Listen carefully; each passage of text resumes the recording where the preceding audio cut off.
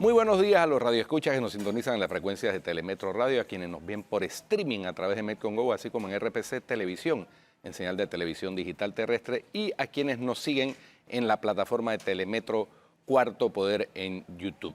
Bienvenidos a la emisión de hoy, miércoles 10 de enero del año 2024, después de la pausa por los 60 años de los sucesos del 9 de enero de 1964.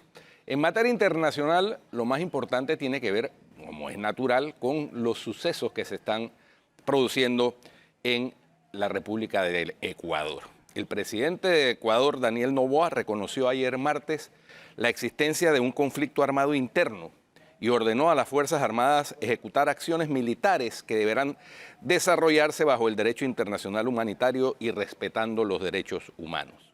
Por su parte, la Asamblea Nacional de Ecuador manifestó su respaldo a las Fuerzas Armadas, Policía Nacional y demás funcionarios encargados de mantener la seguridad y la paz frente a la ola de violencia que vive el país, y anunció que adoptará indultos y o amnistías en los casos en que sea necesario para garantizar que puedan cumplir su tarea. En un pronunciamiento publicado en X, antes Twitter, los miembros del Poder Legislativo ecuatoriano dijeron a los ciudadanos que están trabajando en unidad sin importar las diferentes corrientes políticas e ideológicas en respuesta a los ataques perpetrados el martes en varias ciudades simultáneamente por grupos criminales que el gobierno de Daniel Noboa ha calificado de terroristas. Ecuador vive jornadas de violencia a raíz de la fuga de Adolfo Macías, alias Fito, jefe de los Choneros, la principal banda criminal del país, que estaba recluido en una cárcel de Guayaquil. En respuesta a la fuga de Fito, Noboa implantó el 8 de enero el estado de excepción en todo el país, por 60 días, incluidas las instalaciones penitenciarias, y un toque de queda de 6 horas desde las 23 horas locales en adelante.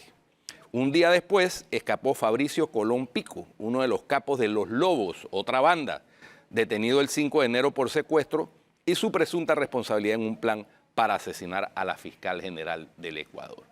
Y bueno, ayer todos fuimos testigos atónitos de cómo ingresaron estos grupos criminales en un número de 13 encapuchados a un canal de televisión que estaba transmitiendo en vivo un programa, y tomaron de rehenes a todos los empleados del canal de televisión, causando zozobra, volaron una patrulla de policía, es decir, una serie de desmanes impresionantes, consecuencia flor de la penetración del crimen organizado. Pero esto que se vio ayer en Ecuador, yo no recuerdo haberlo visto en ninguna parte del mundo, ni siquiera en la Colombia de la década de los 80, de la guerra esa abierta declarada por el cartel de Medellín al gobierno colombiano. Se vieron escenas como esta en un noticiero de televisión, entrar en un programa de televisión, entrar en vivo, tomarse las instalaciones, amenazar a las personas, en fin, una cosa increíble, inenarrable. Así que terrible lo que está sucediendo en Ecuador, hay que darle seguimiento. Todos los países de Latinoamérica, varios países europeos. Deberíamos vernos en ese espejo más bien. Y Estados Unidos se han manifestado en defensa de la institucionalidad y de la democracia y en contra de este tipo de desmanes provocados por el crimen organizado. Por supuesto que tenemos que vernos en ese espejo, Flor, porque ningún país escapa a la penetración del crimen organizado. Esta situación en Ecuador se da en Guayaquil, que es una ciudad portuaria sobre el Pacífico, similar a nuestra condición, que encima tenemos puertos en el Pacífico y en el Caribe y en el Atlántico, y en donde es conocido que ha habido decomisos sustanciales importantes de drogas, y en donde es un secreto a voces que hay bandas organizadas del narcotráfico metidas ya dentro de la estructura política en varias partes del territorio nacional. Sí, yo no creo que deberíamos vernos en Así que tenemos que vernos en este espejo. Fíjate, hoy me preguntaban, cuando llegué acá al canal, me preguntaban que qué ocurriría en Panamá si se diera una situación como esta. Y yo contesté que, bueno, en Panamá no tenemos ejército, nuestro ejército, entre comillas, es el Senafrón. y ya ha sido utilizado varias veces para tratar de contener desmanes de carácter público. Pero un ataque directo de las organizaciones narcoterroristas, porque no hay otra manera de llamarlas, nunca hemos tenido, pero deberíamos estar preparados, porque es ese espejo que tú dices, Flor. Si las cosas siguen como van, eso es cuestión de tiempo. Así es. Y bueno, la vacuna, pensando yo ahora en voz alta, la vacuna para eso la tiene la ciudadanía en sus manos, con el voto el próximo 5 de mayo. Si usted tiene sospecha de que quien le está pidiendo el voto para llevar a la Asamblea Nacional o a la Junta Comunal o a la alcaldía de su ciudad está vinculado con el narcotráfico, aplíquele el no vas, porque es que es tan complicado el tema del narcotráfico habría que saber, como el tema de la corrupción. Habría que saber y que la gente entienda también por qué es tan grave elegir a un narcopolítico y que sí le afecta en su vida, no solamente lo que hace el político, sino cómo le afecta en su vida. Yo creo que eso no está muy claro. Claro, y otro tema que sí, el presidente Noboa, recordemos que es un presidente prácticamente interino, solamente va a terminar el periodo, o es lo que está previsto, terminar el periodo de su antecesor Guillermo Lasso, que provocó una salida intempestiva, una salida abrupta, pero que la Constitución de Ecuador la prevé. Sí, él está como de transición, en el marco de la ¿verdad? Constitución, correcto. Entonces, el darle estos poderes a las Fuerzas Armadas, lo que evidencia es que, o lo que puede dejar en evidencia y en el pensamiento de la gente, es que las instituciones de carácter civil, es decir, la justicia, el Ejecutivo, las autoridades encargadas de poner orden y de velar por el cumplimiento de los parámetros del marco social que establece la Constitución en Ecuador, no son capaces de hacerlo sin el apoyo de las fuerzas militares. Las fuerzas militares en los ejércitos de Latinoamérica tienen la misión de cumplir la defensa del territorio nacional frente a un ataque externo, también interno evidentemente, como es el caso de Ecuador, pero no de gobernar ni de dictar políticas públicas. Y en otras ocasiones que se ha dado esto en Latinoamérica, ha desencadenado en dictaduras militares en el pasado, ¿no? Especialmente en la década del 70, 80, dictaduras militares, de manera pues que hay que abogar porque esto tenga una solución lo más pronta posible para que el cauce democrático no sea interrumpido en Ecuador, como ha sido interrumpido en otros países por diversas causas. Muy bien.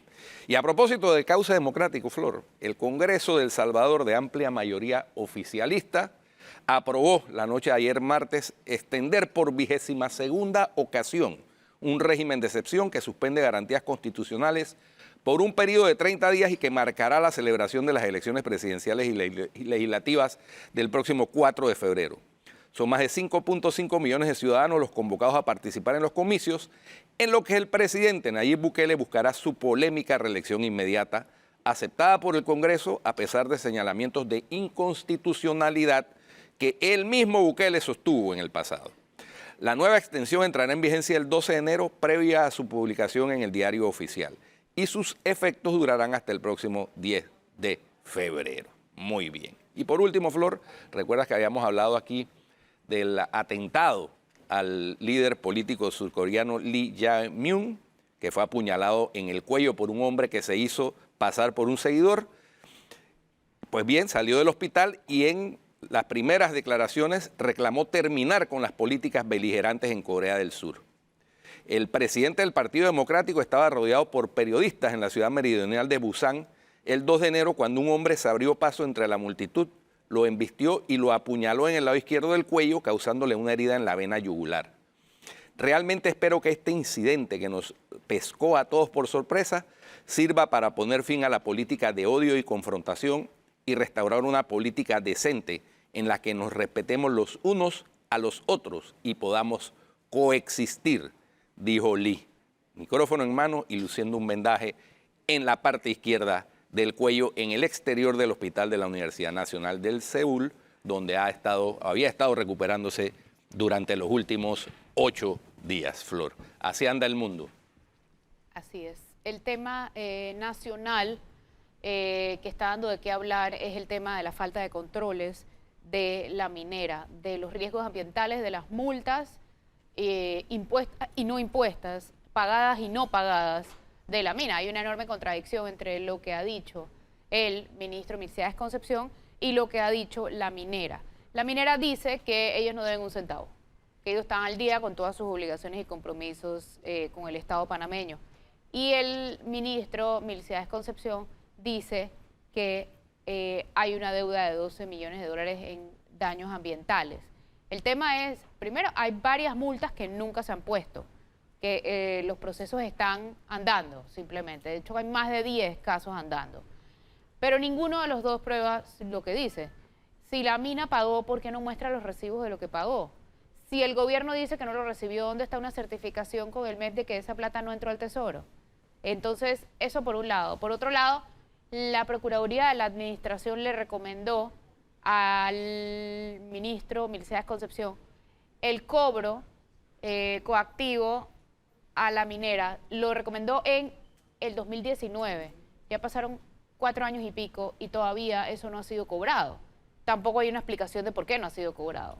Lo cierto es que hay bastantes millones en juego y no puede ser que tengamos la plata, tengamos los departamentos, tengamos la burocracia, tengamos los funcionarios, haya tanta parafernalia de lo que somos y podemos ser capaces de hacer, pero no podemos poner una multa y asegurarnos de que se pague.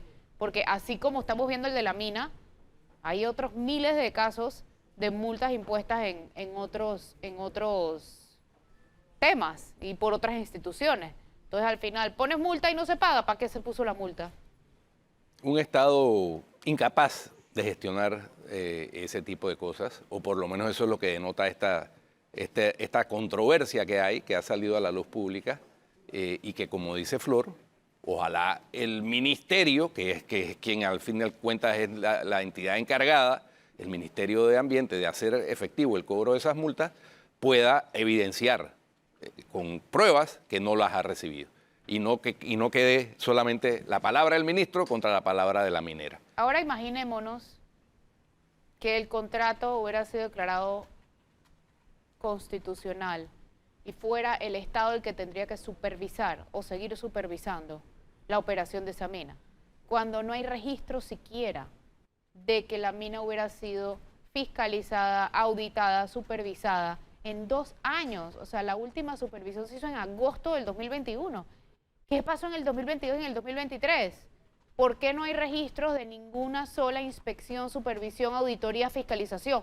Ni una sola. Ni una sola. Y entonces, no solamente eso, sale eso, y entonces si el ministro dice, ey, aguanta, sí hubo, ¿dónde están las pruebas? Eso solo demuestra, si no está registrado y él no ha salido a defenderlo, significa que no las hay. Bueno. O que no hay registro y ya. A mí me parece gravísimo ese tema. Queda la pelota del lado del ministro. Milcíades Concepción. Pero sí él reconoció, tú te acuerdas, que yo lo había entrevistado y él me reconoció públicamente que se habían violaciones. Sí. Por eso es que ahora a mí me sorprende que él no se dé por aludido, pero sí él lo dijo. Tenemos la entrevista aquí en Telemetro. Sí. Y después yo lo entrevisté también y también lo volvió a decir. Él lo dijo, él está consciente. Él no puede decir a esta altura. Él no sabía. Él no sabía. Sí, no. Él está consciente que hubo, porque él mismo lo reconoció públicamente cuando se está dando este debate.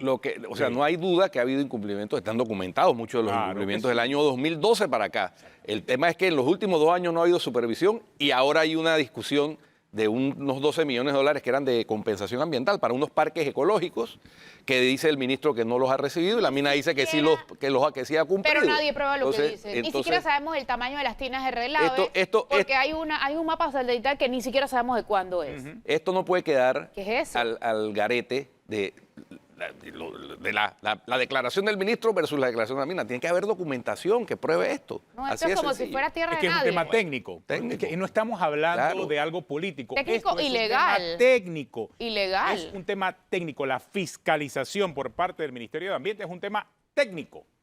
Técnico, 100% técnico. Que no hayan hecho su trabajo es otra cosa. Así es. Pero eso es un tema técnico y esa es una responsabilidad del Ministerio de Ambiente. Más que en andar en manifestaciones políticas o haciendo política, esa era su responsabilidad. Esa es su responsabilidad, pero por lo visto, ni el ministro, ni ninguna autoridad en el Ministerio de Ambiente tiene clara cuál era su responsabilidad. Terrible. Es una responsabilidad técnica, insisto, esto no tiene nada que ver con política. Es la supervisión acerca de lo que esa empresa tenía que hacer. Y eso es lo delicado, muy, muy delicado. Vamos a... No está para tomar partidos ni para estar defendiendo absolutamente nada. Su razón de ser, y por eso se creó el Ministerio de Ambiente, para defender el medio ambiente, obviamente. No te olvides de que el ministro de Ambiente en media negociación decía que ellos estaban defendiendo y haciendo la campaña para el sí en el supuesto referéndum. Y lo decía, y advertía, el propio ministro de Ambiente, advertía que sin ese dinero se iban a eliminar los subsidios. Ahí está la consecuencia. La función, Ahí está la consecuencia. La función de cualquier funcionario público, valga la redundancia, es cumplir y hacer cumplir la ley. Más allá de eso, está extralimitándose en su función. Bueno, vamos a un cambio y regresamos con nuestro invitado del día de hoy. Vamos a conversar con el doctor Xavier Sáenz Lloren, pediatra infectólogo, sobre el tema que está preocupando a varios panameños y a las autoridades de salud, que es el rebrote de la nueva variante del COVID-19. Vamos al cambio y regresamos.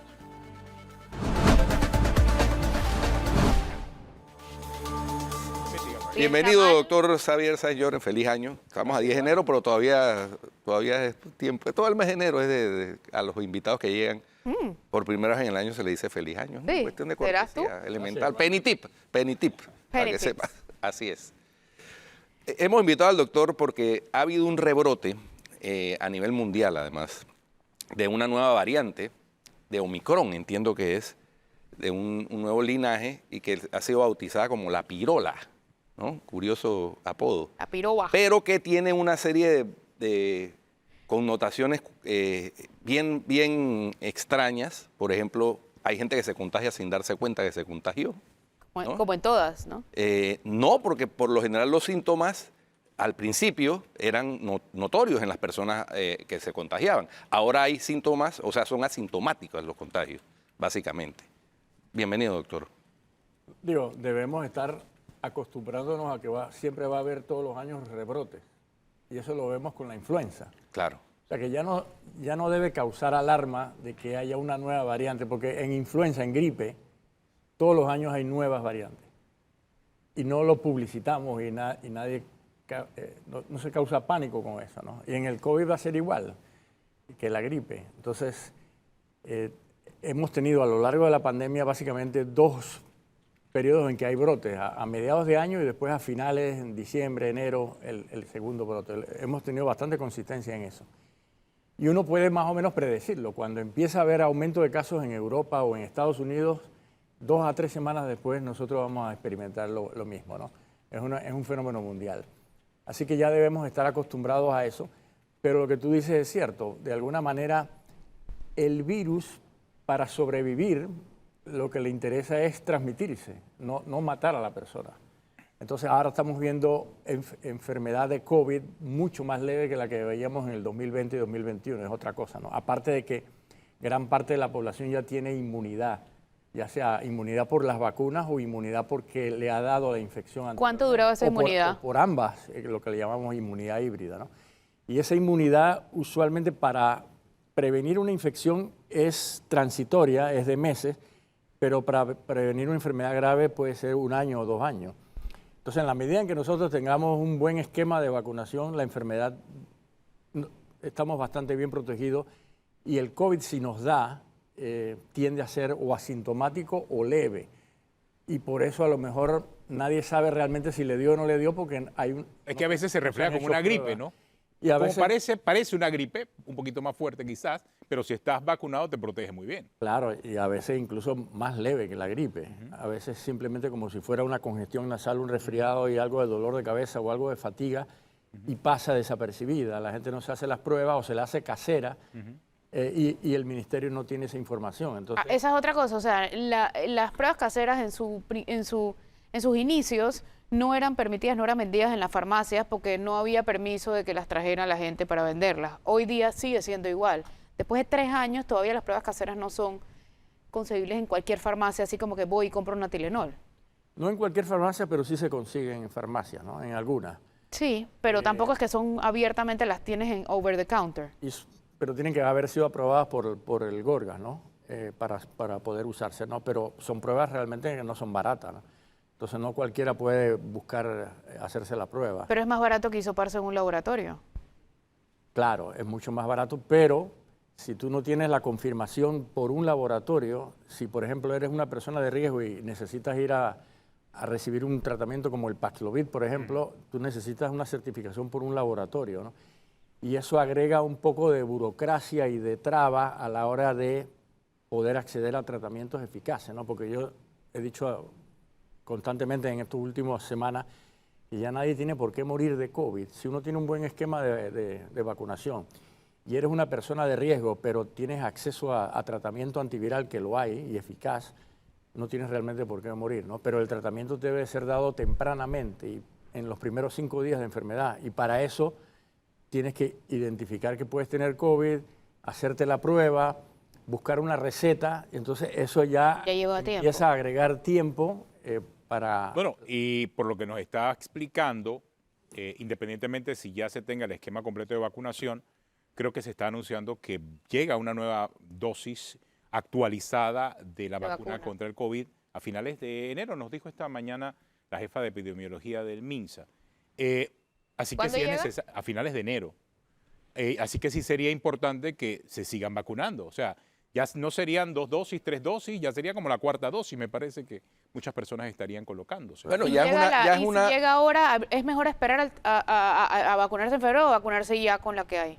Bueno, yo llevo 5 dosis ya, ¿no? Y yo me puse la última, esa que no ha llegado a Panamá, me la puse en un congreso en Boston en octubre, porque eso ya en Europa y en Estados Unidos ya desde octubre se está... Esa es la bivalente, no sé qué. No, es una monovalente dirigida a una variante que se llama, de Omicron, que se llama XBB, y que protege contra los nuevos hijitos de Omicron que están circulando ahora, ¿no?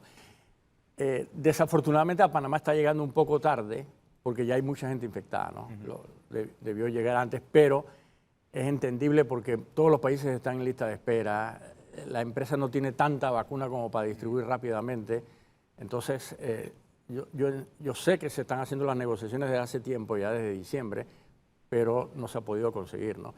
Y lo que tú decías es también correcto, ¿no? De nada sirve ponerme las vacunas anteriores, porque ya han perdido eficacia, sobre todo contra la infección. Claro. Entonces, este mes mejor es no vacunarse y esperar a la que viene en febrero. Lo ideal es esperar, y mientras espero, mascarilla, protección personal, evitar aglomeraciones, buscar espacios ventilados, etcétera, ¿no? Y una pregunta, la persona que tiene síntomas de resfriado o lo que sea, ¿recomiendan hisoparse o ya simplemente dejar que pase?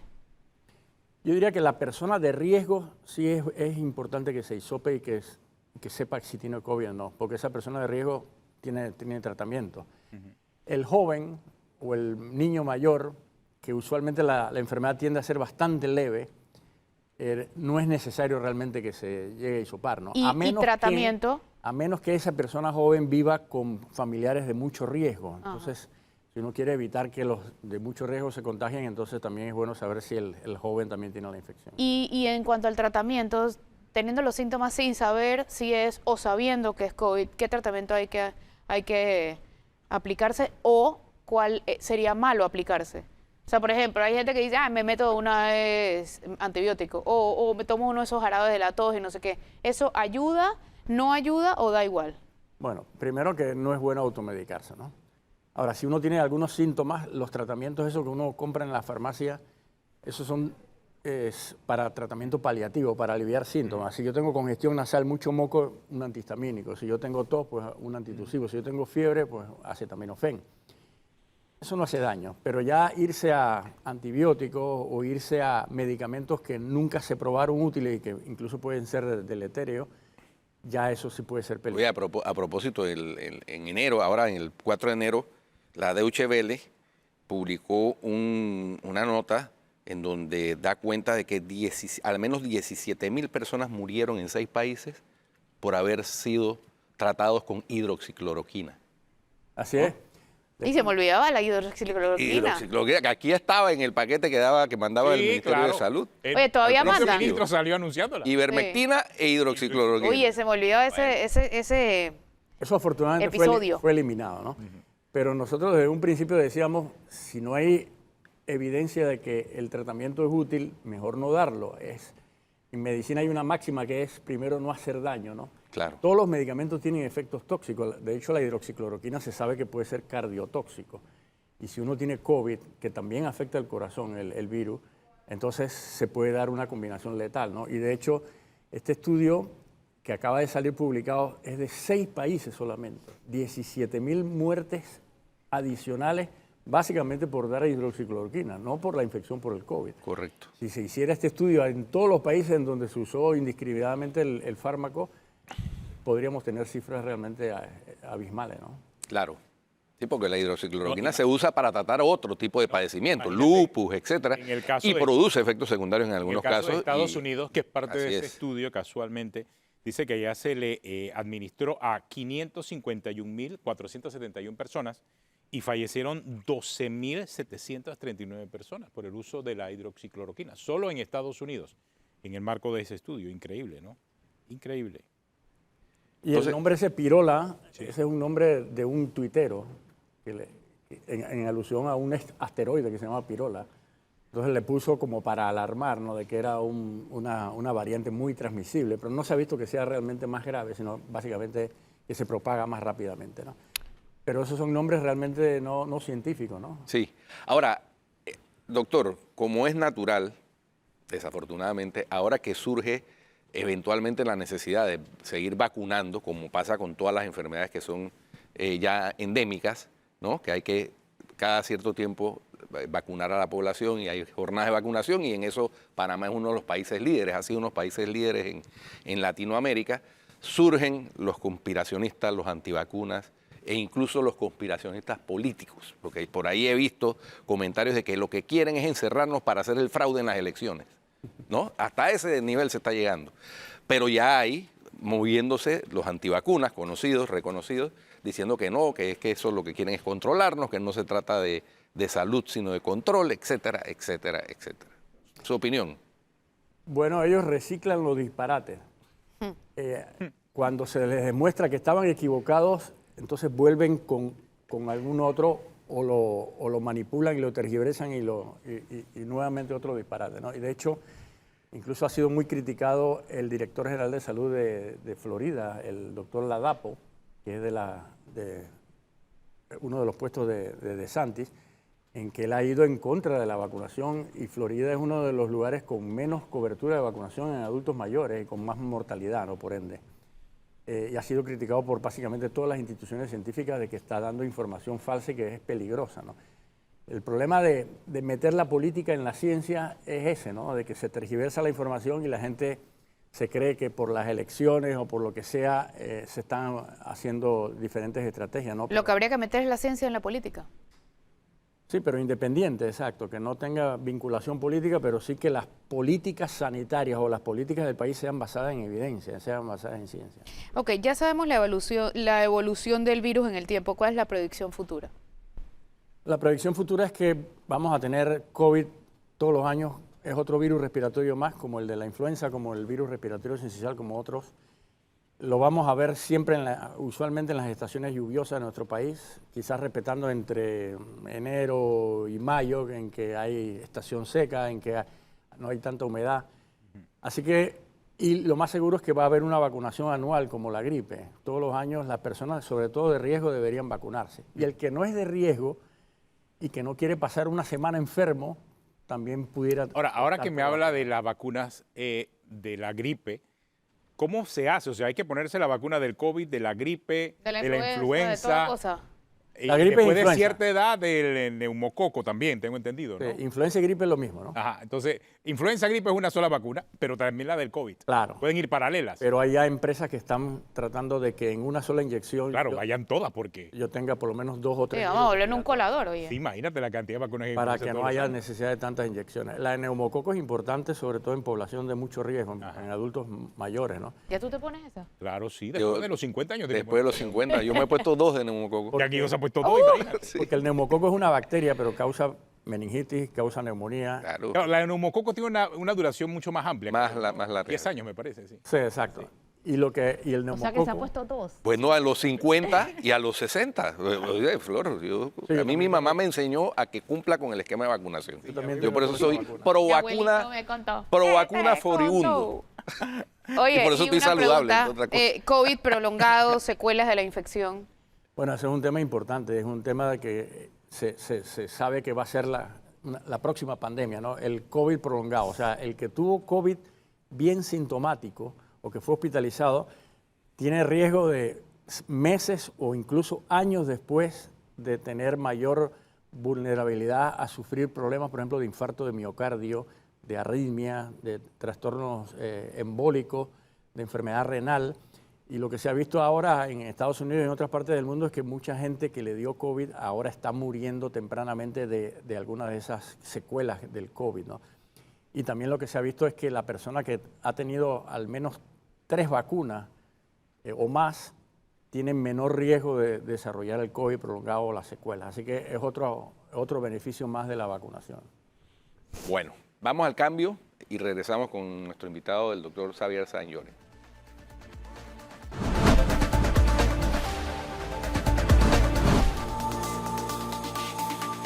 Estamos de regreso en Cuarto Poder. Al finalizar Cuarto Poder, hoy en RPC Televisión tendremos el inicio del Mundial del Barrio, evento deportivo infantil organizado por el Movimiento Nueva Generación en conjunto con Corporación Metcon y otros patrocinadores. Muy bien, de regreso acá con el doctor Xavier Sáenz Llorens. Doctor, la gente está volviendo a utilizar la mascarilla como una medida de prevención, porque si algo quedó bueno de la pandemia fue que la gente aprendió a tomar sus propias prevenciones sin necesidad de que nadie los obligara, sino que... y una de las cosas es que la gente, por ejemplo, para viajar en el metro, utilizó mascarillas, utilizó incluso en una época caretas, ¿no?, que reforzaban la prevención contra el contagio. Y un poco de gente usó guantes. En un área, bueno, había gente que se pasaba y me recuerdo una señora que la filmaron en un supermercado que parecía un astronauta, ¿no? Totalmente Pero el uso de la mascarilla para áreas confinadas, cerradas, con aire acondicionado, etcétera, se sigue recomendando como una medida de prevención simplemente. Sí, es una medida de prevención eficaz, ¿no? Quizás no haya que generalizarla ya con todo lo que se sabe de la transmisión, como vivíamos en el 2020-2021, pero la persona de riesgo que quiere protegerse es una capa de protección adicional, ¿no? Si yo estoy en una aglomeración o estoy atendiendo a alguien que está enfermo o estoy cerca de alguien con síntomas respiratorios, es mejor tener la mascarilla porque así disminuyo la probabilidad de infectarme, ¿no? Y es una cultura, incluso una conducta de cultura asiática. Sí. Los japoneses, los chinos lo han utilizado por mucho tiempo precisamente como una medida de protección personal y de empatía hacia los demás, ¿no? Porque uno puede ser descuidado en infectarse, pero si uno está en cercanía de alguien de riesgo, ser considerado con la otra persona y usa la mascarilla, ¿no? ¿Cómo vamos en comparación con otros países? ¿En relación a qué? A número de casos activos. yo creo que hay un subregistro enorme que no se puede ya medir, ¿no? Claro, hay un subregistro porque ya se ha abandonado la emergencia sanitaria de alguna manera, ¿no? Ya la gente, como sabe que puede ser incluso una enfermedad leve, en que ya Le perdió el miedo. Le perdió el miedo, ya ha aprendido un poco a convivir con el virus. Mucha gente se hace pruebas caseras y no se reportan al Ministerio de Salud. Así que los números que estamos viendo es un subregistro importante, ¿no?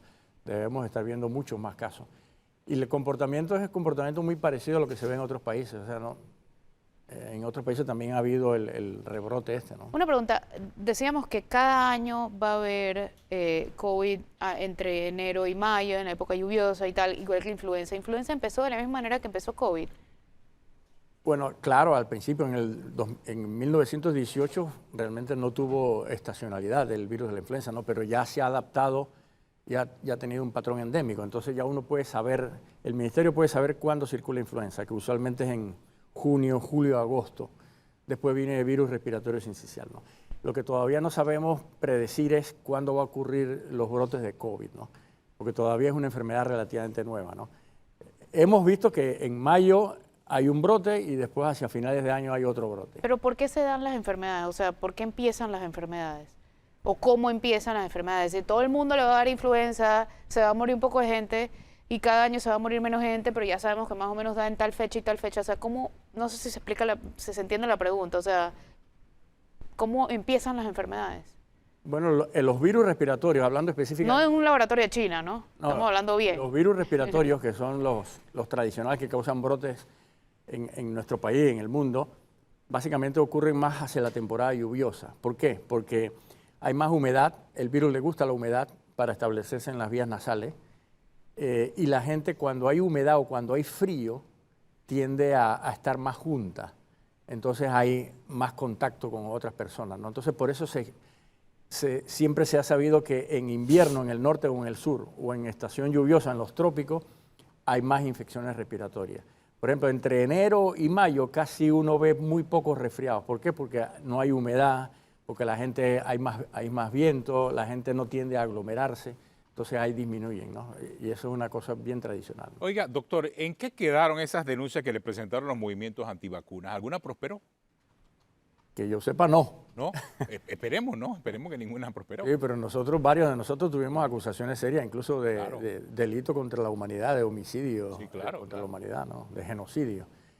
Yo, hasta donde tengo entendido, todo eso se archivó porque realmente no había ninguna razón, ¿no? Y ahora incluso estamos viendo de que todas esas informaciones de las antivacunas eran disparates y eran falsos, no se han cumplido, ¿no? Casualmente hablando de eso, ¿no hay se están haciendo estudios a nivel mundial sobre si esos movimientos antivacunas tendrán algún tipo de impacto en las jornadas de vacunación de los países en el futuro? O sea, ¿se ha hecho algún análisis en ese sentido? Sí, de hecho hay una gran preocupación y esa es una de las 10 principales preocupaciones de la Organización Mundial de la Salud, lo que le llamamos reticencia vacunal. En que la gente opte por no vacunarse por todo el miedo que infunden los movimientos antivacunas.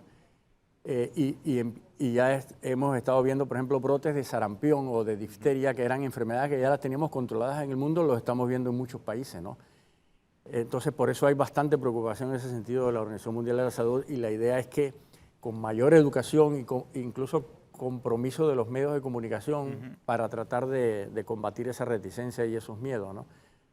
Se lo pregunto porque obviamente antes de la pandemia del COVID existía un movimiento antivacuna, pero que con la pandemia del COVID estoy seguro que creció producto se exacerbó, claro, de las redes sociales. O sea, y creó una tendencia realmente en función de ese terror generalizado, natural, a lo desconocido por lo que estaba ocurriendo con la pandemia, pero que se vio asusado por todos estos movimientos antivacunas. De hecho, muchos científicos han dicho que si hubiese habido redes sociales durante la erradicación de la viruela o la casi erradicación de la poliomielitis, estas enfermedades todavía estarían presentes matando a mucha gente o dejando paralíticos a mucha gente, ¿no?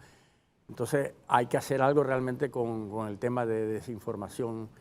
Y ahí los medios de comunicación son fundamentales en aliarse con las entidades científicas y ministeriales para tratar de llevar un mensaje común, ¿no? Sí, es una situación muy delicada y que no sé si se ha hecho algún análisis en función de eso. Es que las redes sociales se han prestado desafortunadamente para todo tipo de teorías conspirativas, cada una más disparatada que la otra, no solo con el tema de las vacunas. Por ejemplo, una de las creaciones más notables de la humanidad en los últimos 70 años, en la que tuvo que ver, por cierto, un ilustre panameño, el doctor Ricardo J. Alfaro, fue la ONU. La ONU ha sido demonizada por los antiglobalistas que se inventaron ese término del globalismo, ¿no? Y entonces, cualquier actividad que trate de emprender un organismo adscrito a la ONU recibe inmediatamente en redes sociales y en estos grupos conspiracionistas un rechazo y un señalamiento, la mayoría de las veces absolutamente falso, ¿no? No es que la ONU sea perfecta, por supuesto que no, como cualquier creación humana es perfectible, pero de que es, desde mi punto de vista, una de las más notables creaciones humanas de los últimos tiempos, no hay duda. Sin embargo, estos grupos la señalan de atrocidades inenarrables, falsamente, por supuesto. Entonces, la ciencia no escapa de eso, o sea, de esos señalamientos ante el temor de lo desconocido. Se explicaba con el COVID una enfermedad nueva, que no se sabía, ni siquiera los científicos sabían cómo había surgido, todavía no se sabe, yo creo, cómo combatirla hasta que se fue desarrollando a la velocidad de los tiempos de ahora. Se desarrolló, porque el otro argumento era es que las vacunas demoraron 20 años en desarrollarse y esta se desarrolló muy rápido. Bueno, 20 años hace 40 años, 50 años, ahora estamos en otros tiempos. Hay otras herramientas tecnológicas que permiten el desarrollo más pronto de ese tipo de vacunas. El desarrollo de mucha tecnología, sobre todo que el doctor acá participó, y yo también fui parte de un ensayo clínico, en donde se estaba probando el uso de la vacuna ARM. Y que creo que fue quizás uno de los grandes saltos en materia de inmunización de la humanidad, producto de esta coyuntura de la pandemia. Y eso no puede dejarse de lado. Más allá de las teorías de conspiración, sí se dio un descubrimiento importantísimo y la aplicación de esa vacuna en un tiempo récord. Por esa razón estamos como estamos en este momento. O sea, gracias a los descubrimientos que se hicieron en función de la pandemia. Sin duda, y el desarrollo de la tecnología esta de RNA mensajero incluso no solamente se está aplicando a infecciones, sino también a otras enfermedades. Por ejemplo, ya hay vacunas para prevenir algunas formas de cáncer maligna. Incluso se está trabajando en vacunas de RNA mensajero para prevenir enfermedades neurodegenerativas, Parkinson, Alzheimer. O sea que realmente ha sido una revolución de la tecnología científica y esto va a ser aplicado a muchas otras enfermedades, no solamente a infecciones, ¿no? Y en el tema de las combinaciones, bueno, muchas veces son razones políticas y otras veces razones económicas, ¿no? Hemos visto, por ejemplo, con las redes sociales proliferación de terraplanistas, de que piensan que todavía la Tierra es plana, de que el hombre no fue a la Luna. Hay todos los opositores a que el cambio climático existe. O sea que realmente hay múltiples conspiraciones y todas tienen una base o política o económica, ¿no? Por ejemplo, en el COVID lo que se vio con las vacunas es que mucha gente decía que las vacunas no servían para vender, por ejemplo, suplementos alimenticios o suplementos vitamínicos o detoxificar con algunos productos que realmente no tienen ninguna prueba de que funcione, ¿no? O sea que hay un rédito económico. O sea, la gente creía más, en algunos casos, obviamente, no aquí en Panamá, porque creo que en Panamá quedó claro y demostrado que si bien es cierto que hubo grupos antivacunas, son la minoría, porque la mayoría del panameño salió en masa a vacunarse. Por supuesto. Pero mucha gente terminaba creyendo más en un supuesto brujo que le hablaba de una fórmula mágica antes que lo que la ciencia te estaba hablando acerca de. Conozco varios muertos a cargo de eso. Producto de eso. Así es. Y incluso hubo médicos también que traspasaron la línea de la ética. Y ellos salían diciendo que la vacuna no era buena y por otro lado estaban promocionando la hidroxicloroquina y se ponían aquí... Y la ivermectina. Y la ivermectina y se ponían collares con ese tipo de cosas. Y eso sí creó una gran confusión, porque una cosa es el brujo o el adivino que aparezca por ahí en la esquina y otra cosa es un profesional de la salud que se preste para ese tipo de... Y muchos de esos profesionales de la salud, y lo sé de buena fuente, fueron vacunados. Encima, sí, ¿no? Y encima ellos se vacunaron. Se vacunaron. Claro. Encima ellos se Bueno, vacunaron. eso aplican tantas cosas. El cura La predica, sociedad. pero no aplica, dicen. Hay un Exactamente. dicho que dice. Pero sí veo cada vez más gente cuestionándose, gente que es pro vacuna, gente que se ha vacunado y todo lo demás, cuestionando que quizás fue la vacuna lo que ha ocasionado muertes de personas allegadas que no tenían nada y que de la nada se mueren. No hay ninguna evidencia de que eso sea así. Es más, los datos científicos realmente publicados en las mejores revistas indican de que por lo menos 25 millones de muertes fueron evitadas con la vacunación. Y las vacunas realmente son seguras, los eventos adversos serios son muy raros. Entonces el beneficio del riesgo es muy favorable con respecto a la vacunación. ¿Y cuáles son los síntomas más comunes en los COVID prolongados? ¿Y cuánto duran? Bueno, COVID prolongado es tener manifestaciones que persisten en el tiempo, meses o incluso hasta 2 años después, ¿no? Manifestaciones pulmonares, de dificultad para respirar, de fatiga, de problemas renales, de alteraciones cardíacas, de émbolos o trombosis en las venas. ¿Y eso hay forma de prevenirlo o tratarlo? La vacunación, por un lado, disminuye las secuelas y también hay una medicina que se llama metformina que usan los diabéticos, Sí. que se ha visto que cuando es dada durante el periodo de COVID, sobre todo COVID severo, previene también muchas de las manifestaciones del COVID prolongado. O sea, Pero si ya se fue el COVID, aplicarse la metformina no ayuda en nada, ¿o sí? no, exacto. Si ya la persona ya pasó el COVID y ya tiene manifestaciones de COVID prolongado, todavía realmente no hay ningún medicamento para aliviar ese COVID prolongado, ¿no? Hay estadísticas sobre esas personas que una vez ya superado el tiempo de peligrosidad de la enfermedad, mantuvieron ese COVID prolongado. 10 a 25% de las personas que han tenido COVID sintomático desarrollan COVID prolongado. Es bastante. Hasta De hecho, 2 años dura. En Panamá hay mucha gente y en las redes se ve gente también que consulta que tienen manifestaciones de COVID prolongado después de haber sufrido la enfermedad. Hasta 2 años. Lo que pasa es que no tenemos, hasta 2 años pueden ser o más. Todavía no tenemos estadísticas claras en el país, ¿no? Pero en otros lugares sí se llevan las estadísticas y hay clínicas post-COVID. Y eso, doctor, ¿hay algún tipo de precondición que condiciona a la persona para tener COVID prolongado? Es una buena pregunta porque es impredecible. No se sabe quién va a desarrollar COVID prolongado y quién no, ¿no? Se ha visto más, por ejemplo, en mujeres que en hombres. Se ha visto más si la persona tuvo COVID muy sintomático, si fue hospitalizada por COVID, esas personas son más propensas a desarrollar COVID prolongado, ¿no? Ahora, ¿y la vacunación en esos casos de COVID prolongado? Sí tiene que hacerse, ¿no? Antes de que la persona tenga COVID, ¿no? Ya después realmente no. O sea, ya después, y si presentas los síntomas de un COVID prolongado, tampoco sería prudente, ya la vacuna no tiene, no tiene ningún efecto. Ningún beneficio ahí, ¿no? Y otra cosa que estamos viendo en Panamá es que la conjunción de varias enfermedades. O sea, aquí no solamente estamos viendo infecciones respiratorias, sino también estamos viendo chikungunya, estamos viendo bastantes casos de dengue, ¿no?